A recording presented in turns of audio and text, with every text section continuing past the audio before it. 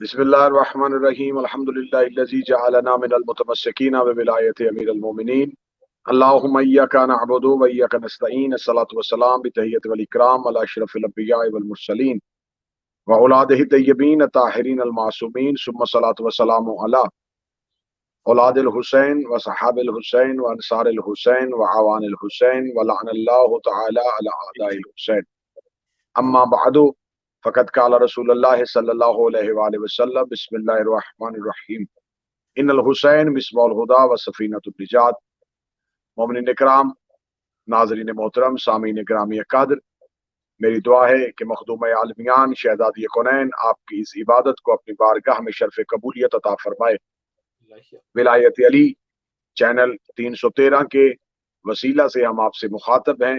میرا مالک اس چینل کی جتنے بھی متعلقین ہیں، میرا مالک ان تمام کو اپنی حفظ و امان میں رکھے، اور بالخصوص جناب سید انتصار شاہ صاحب، ان کا خانوادہ، ان کے دوست احباب، میرا مالک تمام کی توفیقات خیر میں اضافہ فرمائے۔ اور میرا مالک آج کی اس مجلس میں جتنے بھی ناظرین و سامعین آج کی اس مجلس کو سن رہے ہیں، میرا مالک تمام کی توفیقات میں اضافہ فرمائے۔ جتنے بیمار ہیں انہیں شفاء کاملہ واجلہ نصیب فرمائے۔ بالخصوص جناب سید سبطین صاحب جو علیل ہیں، میرا مالک انہیں صحت عطا فرمائے۔ اور ایک مومنہ جو ایک انتہائی پریشانی والے مرض میں مبتلا ہیں، میں اس وقت مخاطب ہوں آپ سے کربلا معلیٰ سے، جہاں دعائیں قبول ہوتی ہیں۔ میرا مالک سرکار باب الہوائے جب الفضل العباس کی عزت کے صدقے سے میرا مالک انہیں مکمل صحت عطا فرمائے، اور میرا مالک انہیں معجزانہ طور پہ صحت عطا فرمائے، اور انہیں تیزی کے ساتھ روبہ صحت کرے۔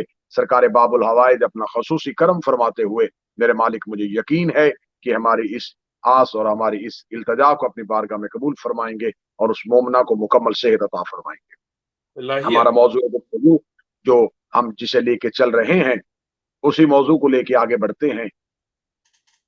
پچھلی اور گزشتہ مجالس میں ہم مسلسل سے کوشش کر رہے ہیں کہ ہم بتائیں کہ ہر دور میں کس طریقے سے امامت پہ ظلم و ستم ہوتے رہے، ہر دور میں امامت کو کیسے کمزور کرنے کی کوشش کی جاتی رہی، اور ہر دور کا بادشاہ کیا چاہتا تھا کہ کس طریقے سے امامت کو اس دور میں کمزور کیا جائے۔ لیکن وہ یہ نہیں جانتے تھے کہ بادشاہت میں اور امامت میں فرق ہوتا ہے۔ بادشاہ وہ ہوتا ہے جسے لوگ شہنشاہ بناتے ہیں، امام وہ ہوتا ہے جسے اللہ امام بناتا ہے۔ جسے لوگ عزت دیتے ہیں اس سے واپس لے بھی سکتے ہیں، لیکن جسے خدا عزتیں عطا فرماتا ہے اس سے کوئی بھی بشر چھین نہیں سکتا۔ امامت وہ ابدی نعمت ہے جو خدا اپنے چنے ہوئے لوگوں کو جن پہ سرفراز کرتا ہے۔ ہمارے پاس امامت ہے، اور امامت کے مقابلے میں جس دور میں بھی آئی وہ ملوکیت آئی، وہ بادشاہت آئی، وہ شہنشاہیت آئی۔ شہنشاہیت ملوکیت کی ہاں ہے کہ جو نہیں مانے اس کی گردن کاٹ دو، جو سر جھک نہیں رکھا اسے کاٹ دیا جائے، ہر ایک کو اپنے سامنے جھکایا جائے، بڑے بڑے قصر بنائے جائیں، اپنی شہنشاہیت کا روپ جاڑا جائے۔ حرص دنیا اور تمنا کی خواہش لیے ہوئے ملوکیت تڑپتی ہے، لیکن امامت کے ہاں نہ حرص دنیا ہے، نہ امامت کے ہاں لوگوں کی اکثریت کی خواہش ہے۔ امامت کے ہاں تو اللہ کا وہ پیغام ہے جو آفاقی پیغام ہے، جو انسانیت تک پہنچانا ہے۔ میں نے آپ کے سامنے کل کی گزشتہ مجلس میں عرض کی تھی کہ مولا امیر المومنین کو کوفہ میں مسلسل کمزور کرنے کی کوشش کی جاتی رہی۔ مولا امیر المومنین کے بعد سرکار امام حسن مجتبیٰ کے ساتھ بھی پھر یہی ہوا، لیکن جب امام حسین علیہ السلام آئے تو اب امام حسین علیہ السلام نے جو بیعت کا انکار کیا وہ یہ کہہ کے کیا کہ اس سے کہہ دے مجھ جیسا تجھ جیسے کی بیعت نہیں کر سکتا۔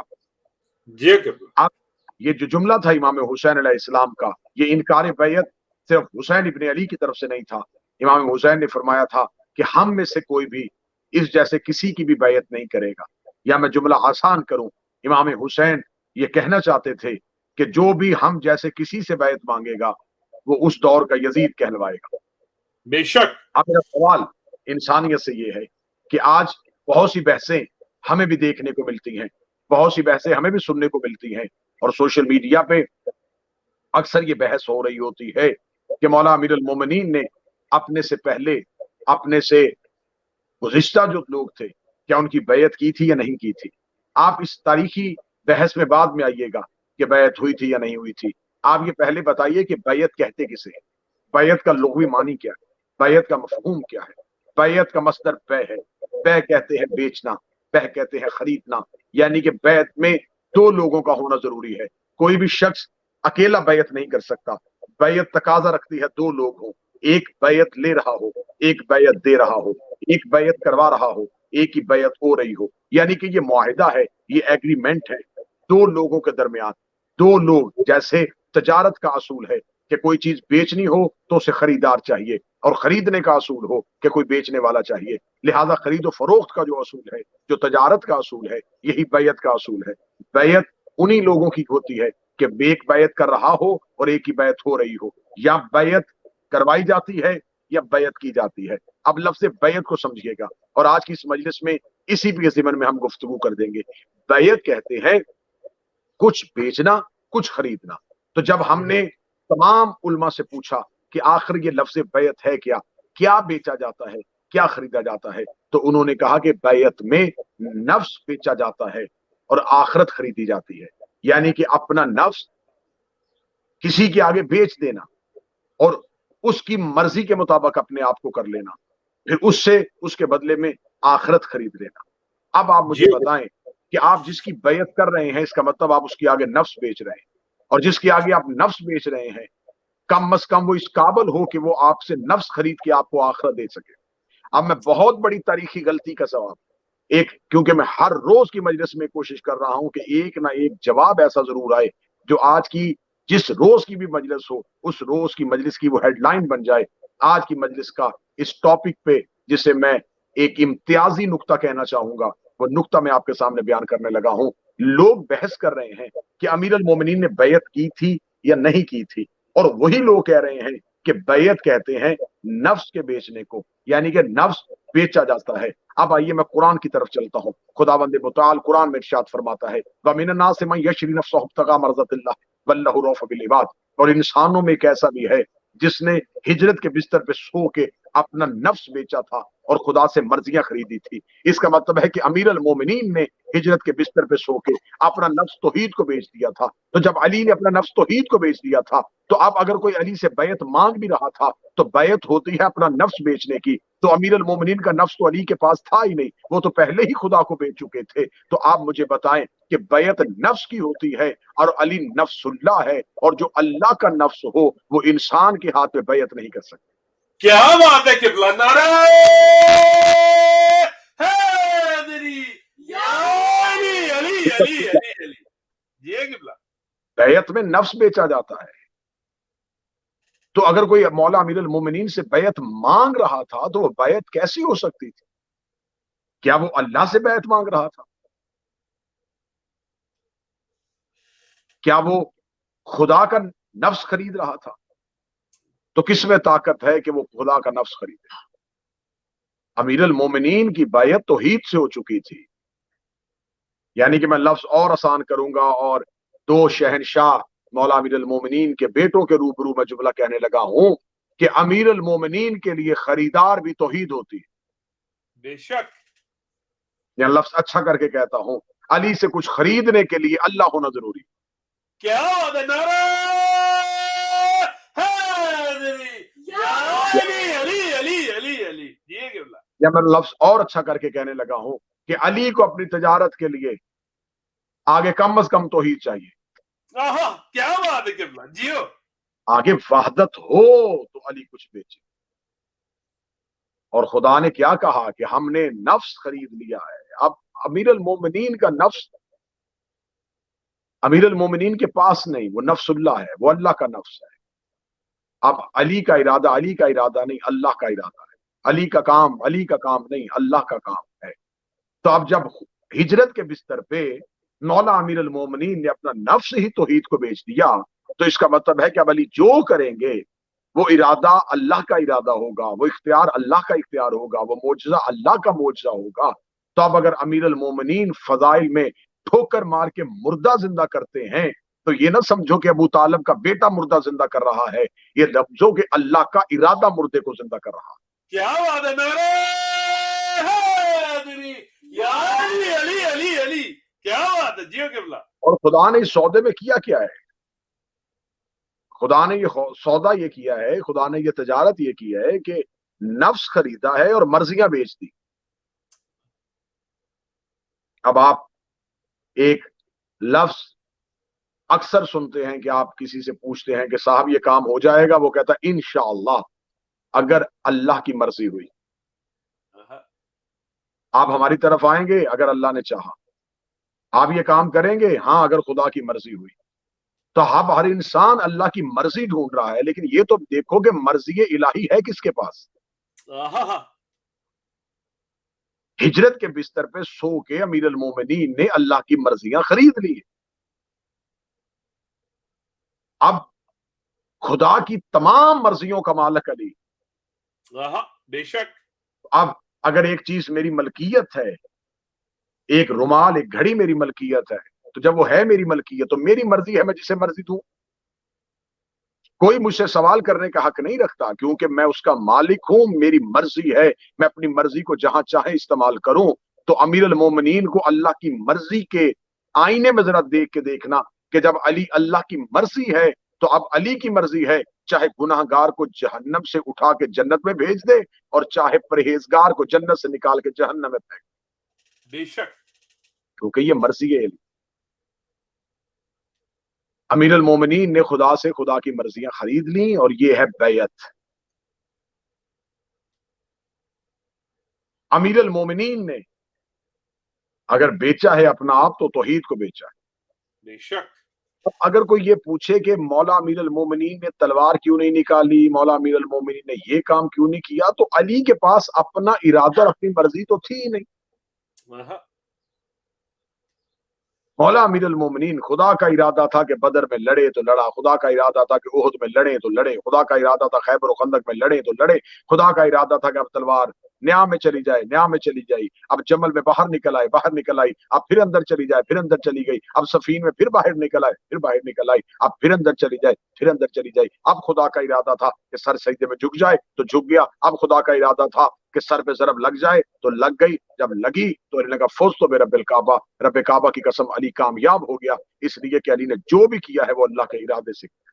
نعرہ حیدری یا علی علی علی جی۔ اور ایک قول مولا امیر المومنین کے ساتھ منسوب کیا جاتا ہے، جس کی اب تک مجھے تو کوئی کہیں سے کوئی وضاحت نہیں مل سکی اور کہیں سے کوئی سند نہیں مل سکی، کہ اکثر لوگ کہہ دیتے ہیں کہ مولا علی نے فرمایا کہ میں اپنے ارادوں کے ٹوٹنے سے اللہ کو پہچانتا ہوں۔ علی کا ارادہ اللہ کا ارادہ ہے، اور اللہ کا ارادہ کبھی ٹوٹتا نہیں۔ بے شک قبلہ، کیا بات ہے۔ لہذا یہ ہے اصول بیعت۔ اب لوگ اس بات پہ بحث کرتے ہیں، سوال کرتے ہیں کہ علی نے بیعت کیوں نہیں کی، علی نے کی تھی یا نہیں کی تھی؟ علی بیعت کر ہی نہیں سکتے تھے، کیونکہ بیعت میں نفس بیچا جاتا ہے اور علی اللہ کا نفس ہے۔ بے شک۔ کس میں طاقت تھی کہ وہ اللہ کا نفس خریدے؟ خدا کا نفس اگر خریدا بھی ہے تو خدا نے خریدا ہے۔ ایک جگہ پہ بحث ہو رہی تھی اور سوال کیا جا رہا تھا کہ فلاں نے امیر المومنین کو نماز پڑھائی تھی کہ نہیں پڑھائی تھی۔ سامنے بیٹھے ہوئے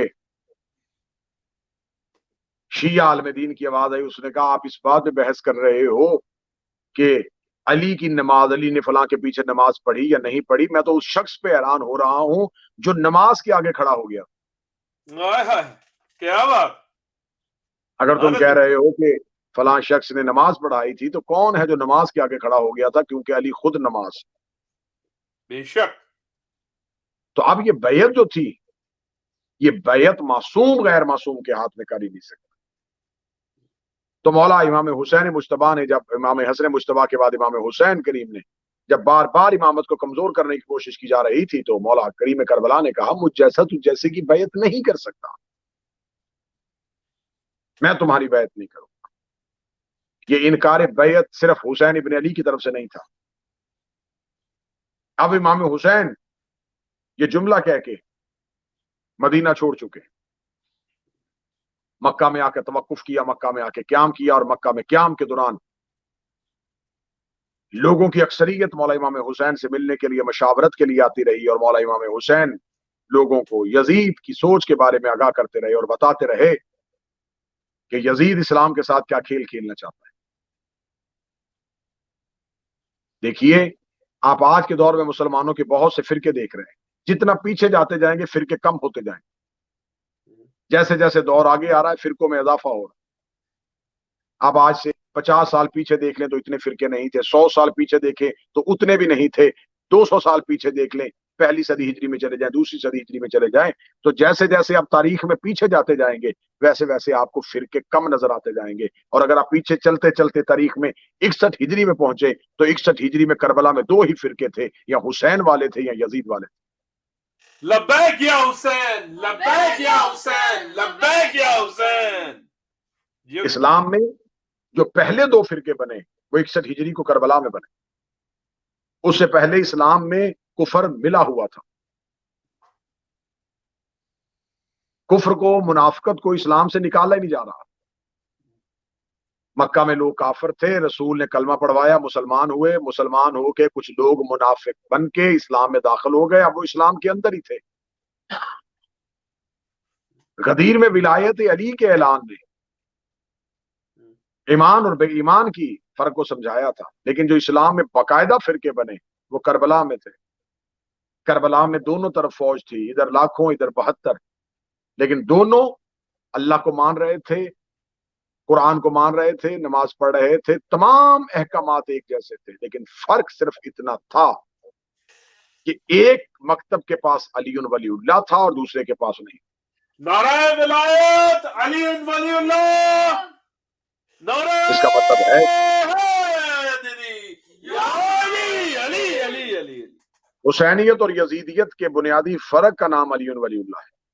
بے شک امام حسین مکہ میں قیام پذیر ہو چکے تھے، لوگوں کی اکثریت آتی تھی، امام حسین سے مشورہ کرتی تھی، مولا کریم کربلا مسلسل کئی دیر مکہ میں رہے، اور مکہ میں امام حسین جب بالکل حج کا وقت آیا اور لوگ بیت اللہ کا طواف کر رہے تھے، امام حسین اپنے ساتھیوں کے ساتھ بد احرام کے ساتھ حدود حرم میں داخل ہوئے۔ جو ہی حسین حدود حرم میں داخل ہوئے تو حاجیوں نے ایک دفعہ شور برپا کیا، حسین آ گئے، حسین آ گئے، حسین آ گئے۔ حسین ابن علی طواف کعبہ کرتے ہوئے مولا حسین نے پلٹ کے حضرت عباس کو دیکھا اور بڑھتے ہوئے قدم پیچھے ہٹا لیے۔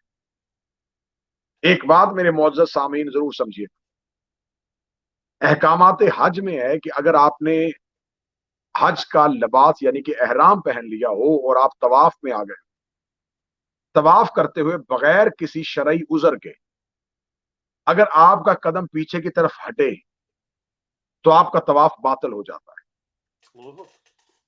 کیونکہ طواف میں آگے بڑھنا ہوتا ہے، پیچھے ہٹنا نہیں ہوتا۔ یہ فرق ہے حاجی میں اور حسین میں، جیو قبلہ، یہ فرق ہے مسلمان میں اور اسلام میں، کہ اگر حاجی طواف کعبہ کرتے ہوئے قدم ہٹائے تو باطل ہو جاتا ہے طواف، اور اگر حسین قدم ہٹائے تو حج ہمیشہ کے لیے قائم ہو جاتا ہے۔ کیا بات۔ امام حسین نے اپنے قدموں کو ہٹایا اور قدموں کو ہٹاتے ہوئے مولا حسین نے صرف حضرت عباس کو دیکھا، حضرت عباس نے مولا حسین کے چہرے پہ ابھرے ہوئے سوال کو پڑھ لیا۔ عباس کہتے اس قاری کو ہیں جو حسین کے صحیفہ رحمت کی تلاوت کرتا ہو۔ نہیں، میں جملہ بہت بہتر کر کے کہوں گا اور یقیناً آپ سے اس جملے میں دعا حاصل کروں گا، جس کے ابرو کا اشارہ عباس کے لیے وحی کا درجہ رکھتا ہو اسے حسین کہتے ہیں۔ کیا بات، لبیک یا حسین، لبیک یا حسین، لبیک یا حسین، نعرہ حیدری یا علی علی علی علی علی۔ جیو جو قبلہ۔ چہرہ ہے، میں اگلا جملہ شاہ صاحب اور زیادہ خوبصورت کر کے پڑھنے لگا ہوں، جو رخ حسین سے ارادہ پروردگار سمجھے، جو عباس صرف حسین کا چہرہ دیکھے اور اللہ کا ارادہ سمجھ لے۔ کیا بات ہے، جیو قبلہ، کیا بات ہے، سبحان اللہ۔ مولا عباس ارادہ حسین ابن علی کو سمجھ چکے تھے۔ مولا عباس نے حاجیوں سے کہا جو امام حسین کے ساتھ تھے کہ حسین چاہتے ہیں کہ ہم احرام کھولیں اور صرف عمرے کی نیت سے طواف کریں. طواف عمرے کی نیت سے ہوا. اور میں مسلسل نہیں پڑھوں گا، مکمل نہیں پڑھوں گا، لیکن ایک جملہ ضرور کہوں گا کہ حضرت عباس نے خانہ کعبہ کی چھت پہ کھڑے ہو کے خطبہ دیا. وہ خطبہ آج بھی تاریخوں میں. سخی حضرت ابوالفضل العباس، کیونکہ اگر میں بالکل آپ کو پیچھے دکھا سکوں اور انشاءاللہ مجلس کے اختتام پہ آپ کو زیارت بھی کروائیں گے کہ میں بالکل سخی حضرت ابوالفضل العباس کے حرم کے سامنے سے آپ سے مخاطب ہوں. حضرت عباس ابوالفضل نے خانہ کعبہ کی چھت پہ جا کے، اس کریم شہنشاہ کی بات کر رہا ہوں، اور اس کریم شہنشاہ کی زیارت کرواتے ہوئے میں اگلا جملہ پڑھنے لگا ہوں. یہ وہ حضرت عباس ہے جنہوں نے خانہ کعبہ کی چھت پہ کھڑے ہو کے کہا الحمدللہ الذی شرف ھذا بیتہ بقدوم ابی. تعریف اس اللہ کی جس نے اس گھر کو اس کے باپ کے قدموں کی وجہ سے عزت دی. پہلے گھر کی طرف اشارہ کیا، پھر حسین کی طرف اشارہ کر کے کہا تعریف اس اللہ کی جس نے اس گھر کو اس کے باپ کے قدموں کی وجہ سے عزت دی. جیو قبلہ. 3 اشارے کیے ہیں مولا عباس نے، ایک آسمان کی طرف اللہ کی طرف، ایک کعبہ کی طرف، ایک حسین کی طرف. تعریف اس اللہ کی جس نے اس گھر کو اس کے باپ کے قدموں کی وجہ سے عزت دی. سبحان اللہ. میں سخی باب الحوائج ابوالفضل العباس کے حرم کے سامنے ہوں. میں مولا سے پوچھ رہا ہوں مولا ہم گناہ گار خطا کار سوال کرتے ہیں، اگر آپ نے خانہ کعبہ کی چھت پہ کھڑے ہو کے کہہ دیا تھا کہ تعریف اس اللہ کی جس نے اس گھر کو اس کے باپ کے، تو آپ کہہ دیتے کہ اس کے باپ کے یعنی کہ مولا حسین کے بابا علی کے چہرے کی وجہ سے عزت دی، رخ کی وجہ سے عزت دی، ہاتھوں کی وجہ سے عزت دی. آپ نے جملہ عجب کہہ دیا کہ تعریف ہے اس اللہ کی جس نے اس گھر کو اس کے باپ کے قدموں کی وجہ سے عزت دی. آپ نے مولا علی کے قدموں کا ذکر کیوں کیا؟ عجب نہیں کہ آواز حضرت ابوالفضل العباس آئے کہ خانہ کعبہ میں ایک نبی کے قدموں کے نشان لگے ہوئے ہیں جسے ابراہیم کہتے ہیں. لوگ مقام ابراہیم پہ آ کے ابراہیم کے قدموں کے نشانوں کو چومتے ہیں اور سمجھتے ہیں کہ شاید انہی قدموں کی وجہ سے کعبہ قائم ہے. عباس نے کعبہ کی چھت پہ کھڑے ہو کے کہا تعریف اس اللہ کی جس نے علی کے قدموں کی وجہ سے کعبہ کو عزت. کیا بات ہے. نعرہ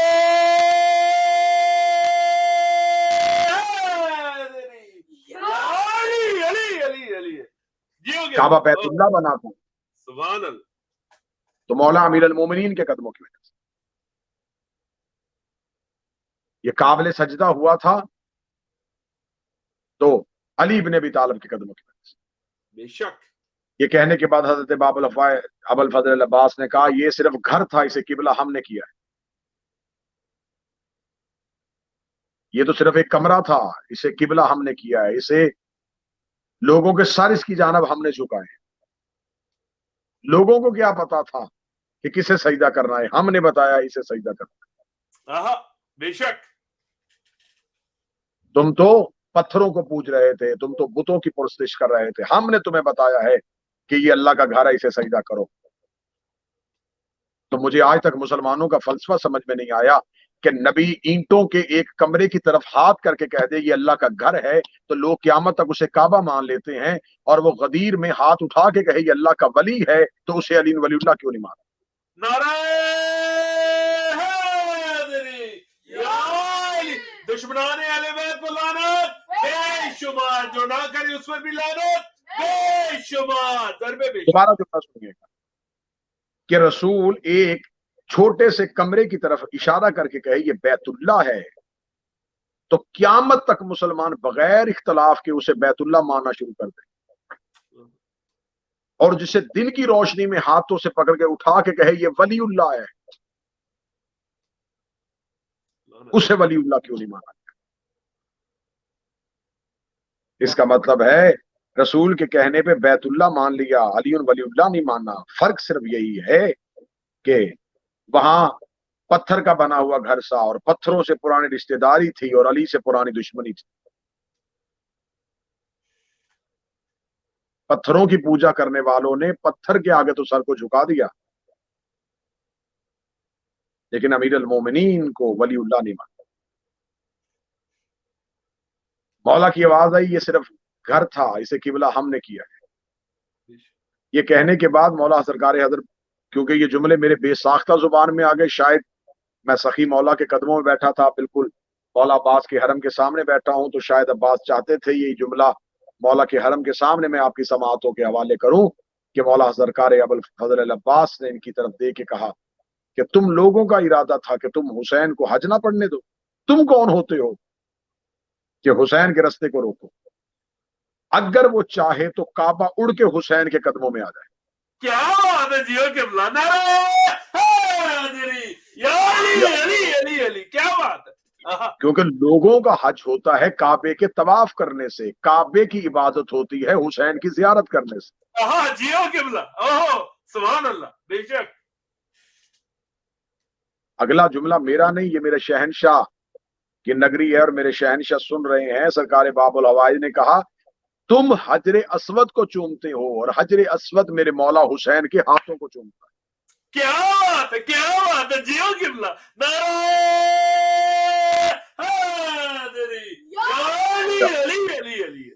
کیا بات۔ یقین نہ آئے تو ابھی مجلس ختم ہو تو گوگل پہ جا کے حضرت عباس کا خانہ کعبہ کی چھت پہ خطبہ سرچ کیجئے گا اور اس کو اردو اور انگلش اور عربی میں پڑھیے گا۔ فرمایا تم حجر اسود کو چومتے ہو لیکن حجر اسود میرے مولا کے ہاتھوں کو چومتا۔ بے شک۔ تمہاری جرت کہ تم حسین کو حج پڑھنے سے روکو؟ فرمایا میں صرف اس کے امر کا پابند ہوں، اگر وہ مجھے حکم کر دے میں تم پر ایسے آؤں جیسے چڑیوں کے غول پہ باز آتا ہے۔ اب حضرت عباس کے چہرے کا جلال بدلا اور حضرت عباس نے کہا ایھا الکافرۃ والفاجر، او کافروں اور فاجروں۔ جن کو حضرت عباس کافر کہہ رہے تھے وہ حج کا لباس پہنے ہوئے تھے، جنہیں حضرت عباس فاجر کہہ رہے تھے وہ لبیک اللہم لبیک کہہ رہے تھے۔ لوگ مسجد میں بیٹھ کے غلط بات نہیں کہتے، اور علی معصوم بیٹا خانہ کعبہ کی چھت کے اوپر کھڑا ہو کے ان حاجیوں کو حج کے لباس میں کافر کہہ رہا تھا، ان حاجیوں کو کلمہ پڑھنے والوں کو فاجر کہہ رہا تھا، ان حاجیوں کو لا الہ الا اللہ محمد رسول اللہ پڑھنے کے باوجود کافر کہہ رہا تھا۔ اے مولا عباس وہ لا الہ پڑھتے ہیں، محمد رسول اللہ پڑھتے ہیں، آپ نے انہیں کافر اور فاجر کیسے کہہ دیا؟ فرمایا کیونکہ یہ دشمنی ولایت علی پہ حسین سے لڑنے کے لیے آئے ہیں، اور جن کے دین سے علی ولی اللہ نکل جائے وہ کعبے میں بھی کھڑا ہو تو کافر ہوتا ہے۔ کیا بات ہے، دشمنان اہل بیت پر لعنت بے شمار، نعرہ ولایت علی ولی اللہ، نعرہ حیدری یا علی علی علی علی، جیو قبلہ۔ ملوکیت یہ چاہتی تھی کہ امامت اس کے آگے سر چکا دے، اور امامت یہ چاہتی تھی کہ میں ملوکیت کو ہمیشہ کے لیے عبرت کا نشان بنا دوں۔ امامت کے قدم بڑھ رہے تھے اور ملوکیت کی سانسیں اکھڑ رہی تھی۔ حسین ابن علی جیسے جیسے کربلا کی طرف بڑھ رہے تھے، کربلا حسین کی زیارت کے لیے تڑپ رہی تھی اور ملوکیت شام میں لرز رہی تھی۔ حسین ابن علی کربلا میں برود ہوا، حسین ابن علی کربلا، لاکھوں کا لشکر پہنچ گیا ہے حسین ابن علی کا رستہ روکنے۔ یہ چاہتے تھے حسین ابن علی کوفہ نہ جائے۔ مسلم بن عقیل شہید ہو چکے تھے، ہانی بن عروہ شہید ہو چکے تھے، اور حسین ابن علی کربلا کے قریب پہنچ چکے تھے۔ اب کیونکہ ہم قتل حسین کی وجوہات تلاش کر رہے ہیں، قتل حسین کے محرکات پڑھ رہے ہیں، میں آنے والی مجالس میں بتاؤں گا کہ حسین کے کس کس قاتل کا تعلق کس کس خاندان سے تھا، جو اتنے سالوں سے ہمارے اوپر الزام لگا رہے حسین کو شیعوں نے قتل کیا، حسین کو شیعوں نے قتل کیا۔ ہم تمہیں بتائیں گے کہ حسین کا قاتل کس کس کا بیٹا تھا۔ آپ ہمیں اس بات کا جواب دیں، آپ ہمیں اس سوال کا جواب دیں کہ امام حسین ابن علی کے ساتھ جو 72 آئے تھے، ان 72 کے نام تو کتابوں میں لکھے ہوئے، صرف نام نہیں لکھے، ان کی بلدیتیں، ان کے شجرے، ان کے چہرے، ان کے قد، ان کی رنگتیں یہاں تک لکھی ہوئی۔ حبیب ابن مظاہر کتنی عمر تھی، کیسا چہرہ تھا، کیسا قد تھا، سعید، وہب قلبی، عابس شاکری، مسلم شجاع، یہ تمام وہ نام تھے جن کو تاریخ نے مسلسل ہمیشہ کے لیے یاد کیا۔ تو اب میں سوال کرنے کا حق رکھتا ہوں پوری امت مسلمہ سے، آپ مجھے بتائیں جن کو آپ مانتے ہیں ان میں سے تو کوئی نام بھی حسین کے 72 میں نہیں ہے۔ کیا بات. تو آپ ہمیں بتائیں کہ یہ حسین ابن علی کے ساتھ تھے. اگر وہ حسین ابن علی کے ساتھ تھے تو مجھے 72 میں سے ان افراد کے نام بتائیں کہ کون کون ان میں سے حسین ابن علی کے ساتھ. اگر انہوں نے حسین کا ساتھ نہیں دیا تو اس کا مطلب ہے کہ جناب صالح نبی کی اونٹنی کی ٹانگیں صرف 4 لوگوں نے کاٹی تھی، عذاب پوری قوم پہ آ گیا، اس لیے کہ وہ ظلم پہ خاموش رہے. اس حسین بادشاہ سے اللہ کو پیار کتنا ہے. میں کربلا میں آپ سے مخاطب ہوں. زیارت پہ جملہ پڑھا جاتا ہے. جب زیارت عاشورہ پڑھی جاتی ہے تو آپ زیارت عاشورہ کو پڑھیے گا، کبھی اردو میں پڑھیے. جب لعنت کی جاتی ہے تو وہاں کہا جاتا ہے شایت و بایت و تابت. اے حسین، جنہوں نے تیرے قتل میں مشورہ دیا، جنہوں نے بیعت کی، ان تمام پر لعنت. حسین کے جہاں تک دشمنوں کو لعنت بے شمار، ضرب بے شمار. سراجت والجماعت. ذرا معصوم کی زبان سے، کیونکہ زیارت عاشورہ کسی شاعر کا کلام نہیں ہے، معصوم کا تبرہ ہے. معصوم فرماتے ہیں کہ جس نے حسین کے قاتلوں کے ساتھ مشورہ کیا ان پر بھی لعنت، جنہوں نے ساتھ دیا ان پر لعنت، جنہوں نے بیعت کی ان پر لعنت. یہاں تک جا کے امام نے فرمایا کہ جس نے اس گھوڑے پہ زین رکھی اس پہ بھی لعنت. لعنت بے شمار، ضرب بے شمار. جس نے ان کے گھوڑوں پہ زین رکھی. مثلا عرب میں کوئی شخص اگر میدان میں جانا چاہتا تھا یا سفر میں جانا چاہتا تھا تو اس کی سواری کو تیار کرنے کے لیے یا اس کا نوکر زین رکھتا تھا، بیٹا زین رکھتا تھا، بیوی زین رکھتی تھی، اور پھر وہ سفر کے لیے جاتا. اور کیا کہہ رہے معصوم؟ جس نے حسین کے قاتلوں کے گھوڑوں پہ زین رکھی ان پر بھی لعنت. لعنت بے شمار. جنہوں نے ان گھوڑوں کے منہ پر نقاب رکھی ان پر بھی لعنت. یہ ہے حسین ابن علی. یہ قتل کا منصوبہ 61 ہجری کو تیار نہیں ہوا. 61 ہجری کو حسین کے قتل کا منصوبہ نہیں بنا. 61 ہجری سے پہلے یزید کا باپ جب اپنے بیٹے کے نامزد ہونے کا اعلان کر کے گیا تھا تو وہ یہ کہہ کے گیا تھا کہ سب تیری بیعت کر لیں گے، حسین ابن علی تیری بیعت نہیں. تو اس کا مطلب اگر تاریخ کو پیچھے لے کے جائیں تو اس کا مطلب ہے کہ مطالبہ بیعت صرف یزید کا ارادہ نہیں تھا، باپ کی خواہش تھی. صرف باپ کی خواہش نہیں. اب اگر اس کے باپ کی خواہش تھی تو بتاؤ اس کے باپ کو شام کے تخت پہ کس نے بٹھایا؟ جو اس کے باپ کے اقتدار میں شامل تھا وہ حسین کے قتل میں شریک ہے. بے شک. جس نے اس کے باپ کو اقتدار دیا تھا اس کو اقتدار کون دے کے گیا تھا؟ وہ بھی حسین کے قتل میں شریک. جس کو اس نے اقتدار دیا تھا وہ بھی حسین کے قتل میں شریک. جنہوں نے رسول کی وصیت کو بدلا وہ بھی حسین کے قتل میں شریک. بے شک. اس کا مطلب ہے کہ صرف یزید کے ساتھیوں نے نہیں، ایک بہت بڑی امت نے حسین کا قتل کیا. بے شک. آج ہم تھوڑے ہیں، مختصر ہیں، لیکن ہم اکثریت کے خلاف برسر احتجاج. بے شک.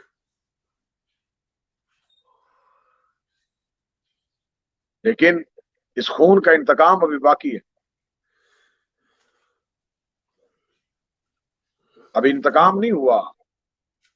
ہم صرف احتجاج کر سکتے ہیں. انتقام خون حسین ہمارے بس کی کام نہیں. انتقام لے گا تو رسول کا بیٹا لے گا، حسین کا بیٹا لے گا. اللہم صلی اللہ محمد وعلی محمد. دشمنان اہل بیت پر لعنت بے شمار. لہذا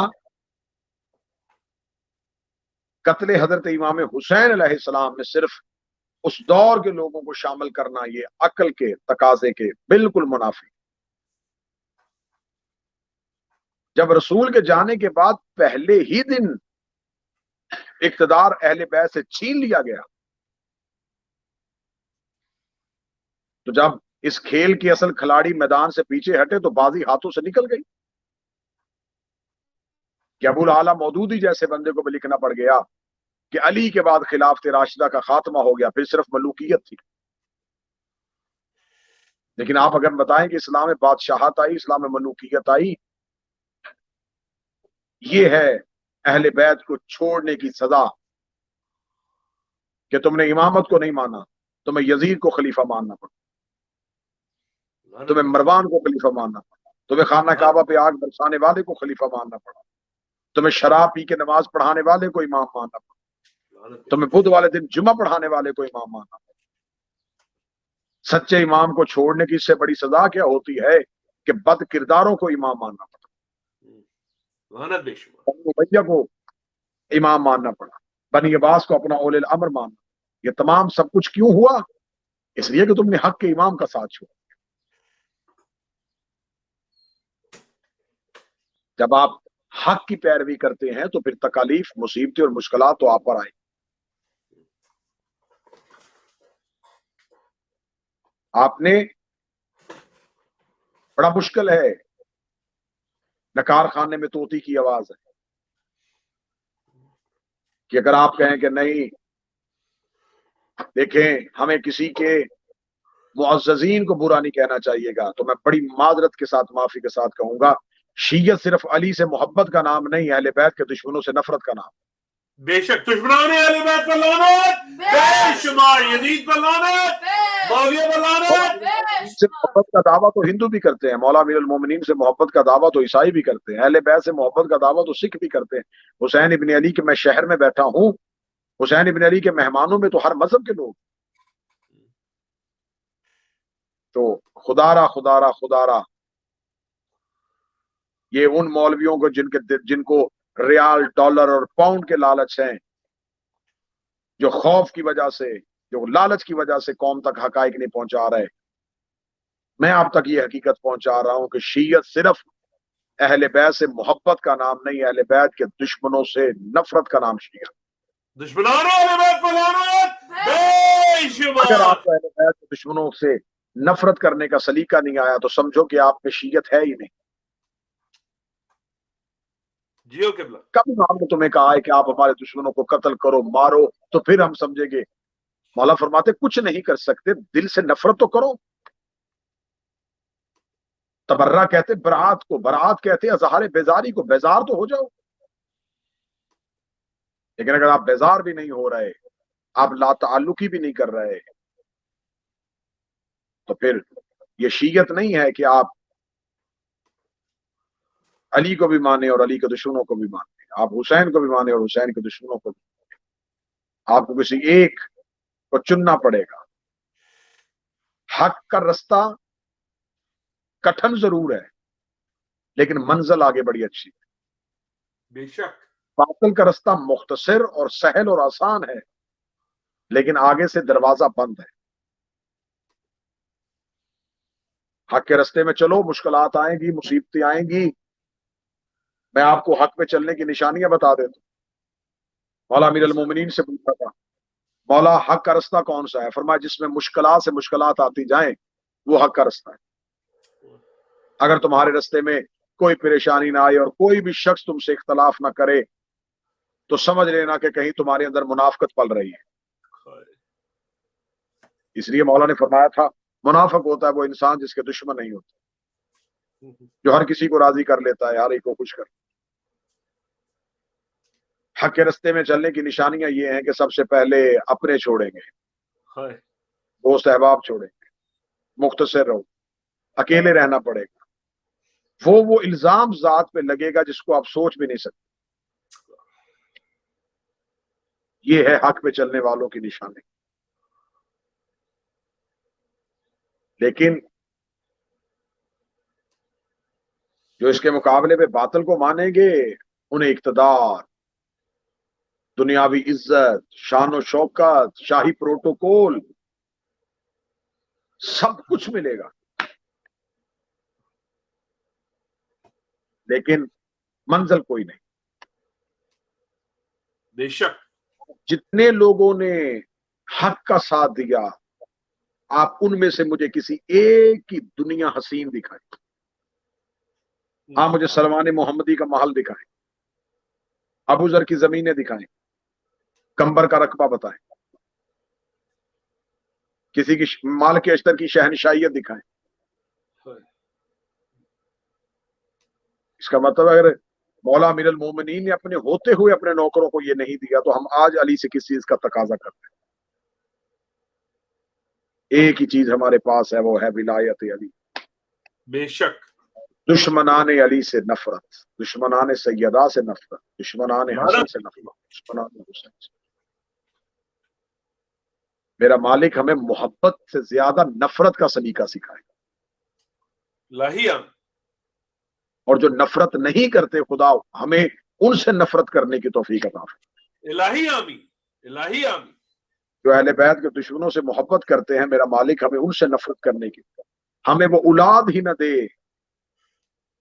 جو بطول کے دشمنوں پہ تبرہ نہ کر سکے۔ دشمنان زہرا پر لعنت بے شمار، جو نہ کرے اس پر بھی لعنت بے شمار۔ آج 6 محرم ہے اور میں اپنی سعادت سمجھتا ہوں کہ میں اس معراج عشق میں ہوں جہاں کئی معرفت کے جبریل کے پر جلتے ہیں۔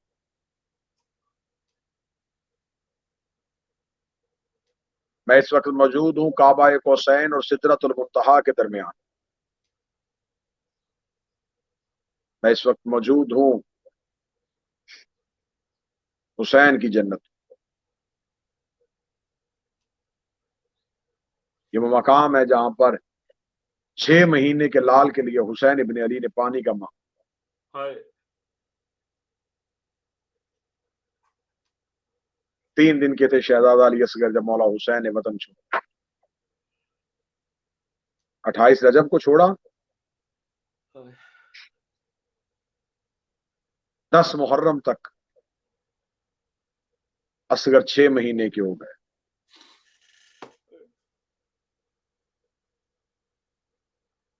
اسلام میں قربانی کم از کم 6 مہینے کی ہوتی۔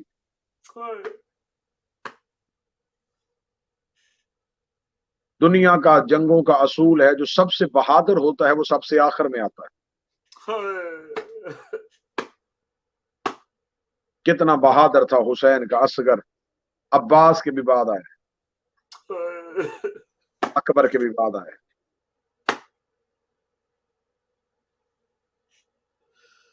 پیاس کی شدت، پیاس کا عالم، کربلا کی تپتی ہوئی گرمی، تپتی ہوئی دوپہر، حسین اتر گئے گھوڑے کی زین سے، حل من ناصر کی صدا دی حسین نے، دروازے کے اندر سے آواز آئی، اما فضا حسین کو بلائی اور حسین کو بلا کے کہیے اے حسین خود کو غریب نہ سمجھیے۔ چلتے چلتے مولا حسین جب خیمہ گاہ میں پہنچے، خیمہ گاہ میں پہنچنا تھا کہ شہزادہ علی اصغر گہوارے میں تڑپ رہے ہیں۔ معصوم ہر عمر میں بول سکتا ہے اور امام ہر عمر کی زبان سمجھ سکتا ہے۔ کریم کربلا نے اپنے کان اصغر کے لبوں کے قریب کیے تو 6 ماہ کے شہزادے کی آواز ہے جن کے بیٹے ہوں وہ باپ غریب نہیں کہلواتے۔ مولا حسین نے شہزادہ علی اصغر کو ہاتھوں میں لیا اور ہاتھوں میں لے کے مقتل کی جانب حسین چلے۔ 9 لاکھ کا رش، سر سے لے کے پاؤں تک زخمی حسین، ہاتھوں میں جیسے کاری کے قرآن ہوتا ہے ایسے شہزادہ علی اصغر کو ہاتھوں میں لے کے حسین ابن علی کی آواز آئی، بیعت کا مطالبہ مجھ سے ہے، میرے اصغر سے تو نہیں۔ بہتے ہوئے دریا سے 6 ماہ کے شہزادے کے لیے پانی چاہیے۔ فخر اسماعیل تھا، فخر ابراہیم تھا، اصغر ایڑی رگڑتا تو چشمے ابل پڑتے، حسین حکم کرتا تو زمین پھٹ کے پانی باہر نکال دیتی۔ لیکن مورخ لکھ دیتا کہ حسین نے تو پانی کا تقاضا کیا ہی نہیں تھا، وہ تو دینا چاہتے تھے، حسین مانگ نہیں رہے تھے۔ حسین بن علی نے اپنے دشمن کی حقیریت بتا دی، اپنے دشمن کی حقارت بتا دی کہ کتنا حقیر اور کتنا کمینہ ہے میرا دشمن۔ یہ وہی دشمن ہے کہ جس نے جب امام حسین بن علی کربلا میں پہنچے تھے تو حسین بن علی نے کا لشکر پہلے پہنچ گیا تھا، یہ بعد میں پہنچے ہیں۔ جب یہ بعد میں پہنچے ہیں تو حسین کا لشکر فرات کے کنارے پہنچ چکا تھا۔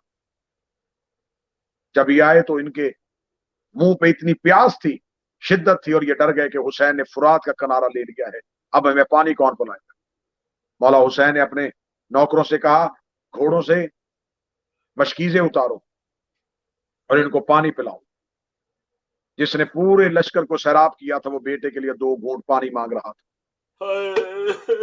सामने से सदा आई, पीना खुद है, बहाना बच्चे का करता है, अगर ये बच्चा मांगेगा तो हम देंगे। जब कहा बच्चा मांगेगा तो हम देंगे, हुसैन इब्न अली की आवाज आई, असगर माँ की इज्जत के लिए ईसा बोला था, तू फख्र ईसा है, बोल बाप की इज्जत के लिए। मौला हुसैन ने शहजादा अली असगर को यूं हाथों में बुलंद किया, हाथों में बुलंद करना था। 9 लाख की निगाहें असगर के चेहरे की तरफ थी। शहजादा अली असगर ने मुंह खोला और मुंह खोल के 3 बार कहा, अल अतश अल अतश अल अतश, मैं प्यासा हूँ, मैं प्यासा हूँ, मैं प्यासा हूँ। इतना कहना था। जालिम थे, मलौन थे, कातिल थे, लेकिन थे साहिब औलाद।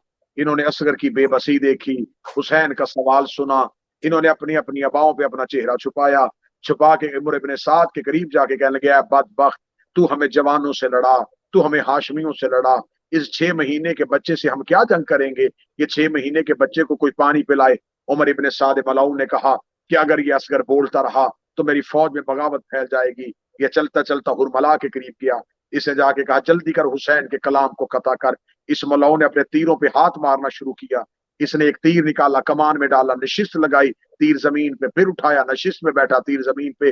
तीसरी दफा जब निशाना गिर गया, इसने करीब आके कहा, सबसे बड़ा तीर अंदाज है तेरा, तीर क्यों नहीं चलता? उसने कहा, तीर चलाने का इरादा करता हूँ। सामने वाली कनात का पर्दा हटता है, अल्लाह जाने इस बच्चे की माँ है, अल्लाह जाने इस बच्चे की बहन है। सर पे कुरान रख के कह रही, ना मार, मेरा 3 दिन का प्यासा, ना मार, मेरा मजलूम भाई है। इसने कहा, जल्दी कर, हुसैन के कलाम को कता कर। अज़ादारान मोहतरम, इसने सह शबा तीर, 3 नोकों वाला तीर कमान में डाला। मैं करबला में आपसे मुखातब हूँ, लफ्ज में अगला कहूंगा, अगर उस लफ्ज को सख्त समझो तो मुझे माफ कर देना। इसने वो तीर कमान में डाला जो जंग में भागते हुए घोड़े को मारा जाता। इसने सह शबा तीर कमान में डाला। इसने तीर को कमान में डाल के अली असगर की गर्दन का निशाना लिया। गर्दन के निशाने का लेना था। जनाब रुबाब खैमे के दर पे आई। बीबी रुबाब खैमा का दरवाजे पे आके एक नजर तीर पे, एक असगर पे, एक तीर पे, एक असगर पे, बीबी आवाज देकर, असगर ऊंचा हो, तीर ऊंचा आ रहा है, असगर दाएं जा, तीर दाएं आ रहा है, असगर बाएं हो, तीर बाएं आ रहा है।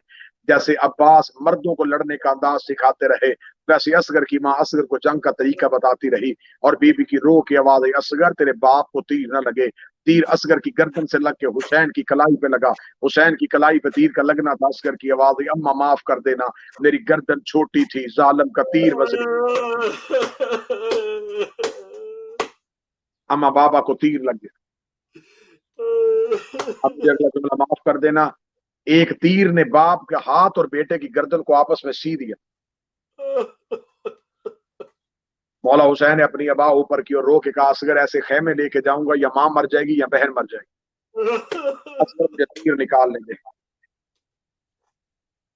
जब कहना, असगर मुझे तीर निकालने दे। असगर की आवाज आई, बाबा ऐसे नहीं, पहले दादा इब्राहिम बुला, दादा इस्माइल बुला, मदीने से नाना बुला, नजब से बाबा बुला, बकिये से माँ बुला, सबको बुला के कहे, देख ना तेरी आंखों में पट्टी है, ना मेरी पाँव में रस्सी है।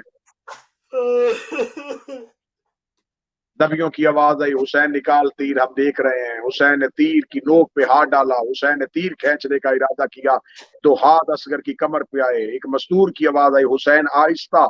हुसैन ने जल्दी से कहा, कौन है जो मेरे करीब आ गया है? कौन है जो मुश्किल में मदद कर रहा है? आवाज आई, हुसैन दादियों को पोते बड़े प्यारे होते। हुसैन तेरी मां ज़हरा बतिया छोड़ के आ गई।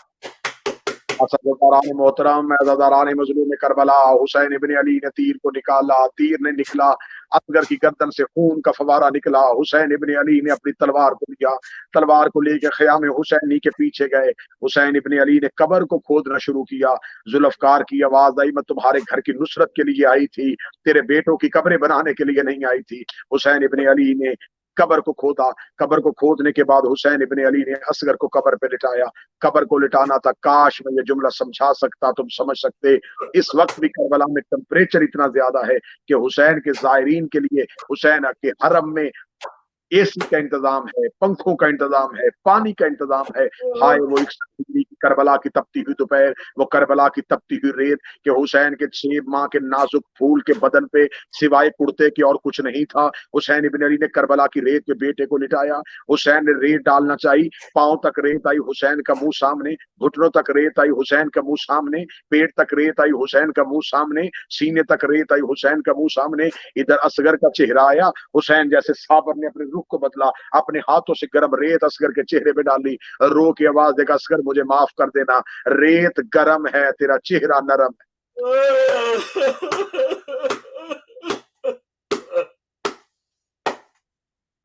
بس چھوٹی سی قبر بنائی اور اپنے آنسوؤں کے ساتھ اس قبر پہ پانی چھڑکا۔ میر انیس کہتے ہیں ننھی سی قبر کھود کے اصغر کو گاڑ کر، شبیر کھڑے ہوئے دامن کو جھاڑ کر۔ یہ آخری موتی تھا حسین کے خزانے میں جو حسین نے ولایت علی کی راہ میں دے دیا۔ بس اصغر کو دفنانے کے بعد کتابیں کہتی اب جو حسین نے حملہ کیا وہ حملہ بڑا سخت تھا۔ حسین کو اکبر کی موت سے زیادہ ارمان تھا اصغر کی موت کا۔ چھوٹے بیٹے ماں باپ کے لاڈلے ہوتے، اکبر 18 سال کا تھا، حسین کا اصغر 6 ماہ کا تھا۔ کتابیں کہتی بڑے زخمی تھے حسین، لیکن مولا علی اصغر کو دفنانے کے بعد مولا حسین نے جو حملہ کیا، حسین روتے بھی جا رہے تھے، رو رو کے کہہ رہے تم نے میرا 6 ماہ کا بیٹا مارا۔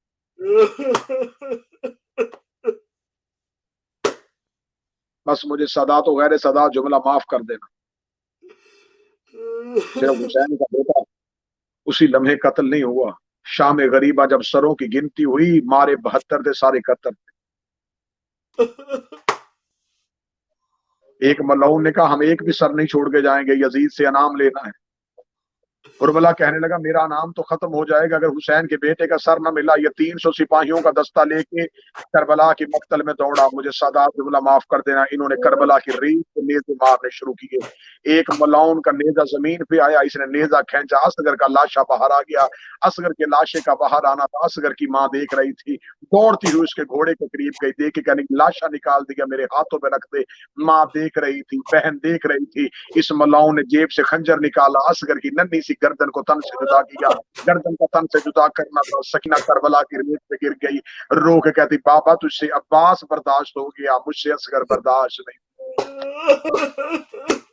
ان اللہ و انا الیہ راجعون، لعنۃ اللہ علی القوم الظالمین وسیعلم الذین ظلموا ایهم ینقلبون۔ اب ایک دفعہ آپ کو زیارت کرواتے ہوئے دعا کروں گا، یہ سامنے حضرت ابوالفضل العباس اور مولا کریم کربلا حضرت امام حسین علیہ السلام کے حرم ہے۔ جتنے مومنین و مومنات اس وقت اس مجلس کو سن رہے ہیں تمام کی توفیقات میں اضافہ فرما، تمام کی جملہ پریشانیوں کو دور فرما۔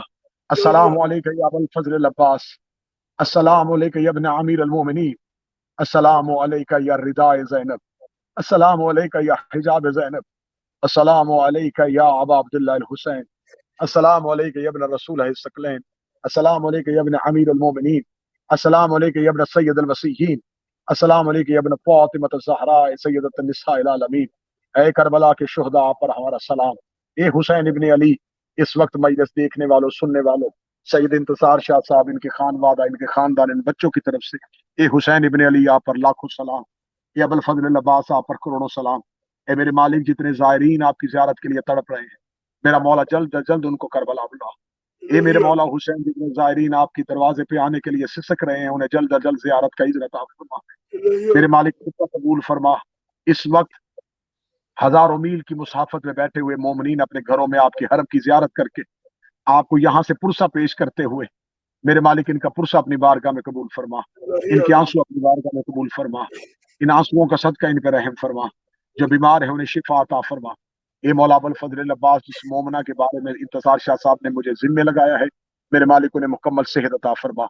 میرے مالک جناب سید سبطین صاحب کو صحت عطا فرما، بھائی انتصار کے رزق عزت مال میں اضافہ فرما، ان کی جملہ پریشانیاں دور فرما، امام وقت کے ظہور میں تعجیل فرما۔ اللہم صلی علی محمد و آل محمد۔